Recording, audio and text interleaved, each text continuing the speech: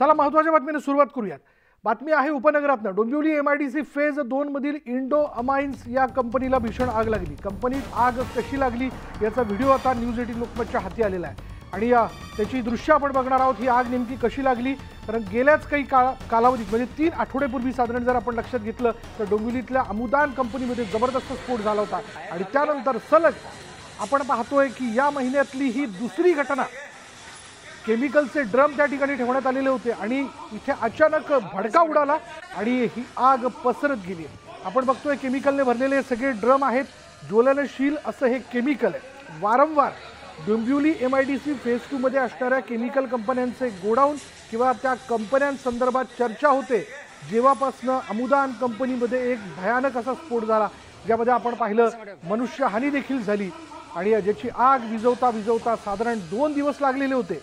आणि आता दुसरी ही घटना आपण पाहतोय ज्यामध्ये या गोडाऊनमध्ये असलेल्या केमिकल ड्रमला आग लागली। या आगीची तीव्रता नेमकी काय हे आपण बघू शकतो। ज्यावेळी सुरुवातीला ही आग लागली तेव्हा ती भडकली आणि कशा प्रकारे ती पुढे पसरत येत होती हे देखील आपल्याला लक्षात येत आहे।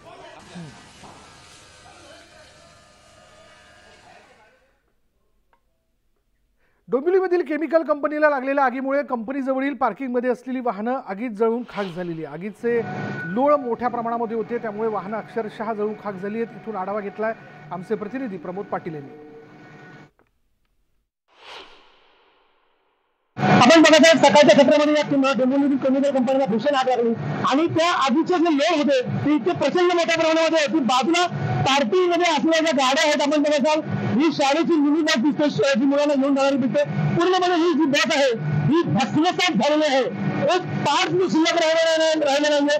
अशा अनेक ज्या गाड्या आपण बघत असाल या पार्किंग मध्ये ही जी कंपनी जवळ आहे आणि त्या ज्या कंपनीचे जे लोळ होते आधीचे ते संपूर्ण पार्किंग मध्ये असलेल्या गाड्यांपर्यंत पोहोचले आणि जवळपास अशा अनेक गाड्या ज्या आहेत या आगीच्या भक्षस्थानी आल्या आणि संपूर्ण ज्या गाड्या आहेत त्या पूर्णपणे भस्मसात झाल्या, जळून खाक झाल्या। आपण बघत आहोत इतकी प्रचंड मोठ्या प्रमाणामध्ये पुन्हा वारंवार अशा प्रकारच्या दुर्घटना होतात आणि त्यामुळे स्थानिक जे नागरिक आहेत ते प्रचंड संतप्त आहेत। काय सांगा लगातार दुसरी घटना आहे। निश्चितच याच्यावर काहीतरी उपाय व्हायलाच पाहिजे, कारण दरवेळेला आग लागते तेव्हा सर्वकडे बोंबाबोंब होते आणि न शांत होतं वातावरण। सरकार कोणाचंही असो, पण डोंबिवली जी आता अशी एका प्रकारे जिवंत बॉम्बवर राहिलेली आहे त्या दृष्टीने काहीतरी हालचाल त्वरित केलेली पाहिजे।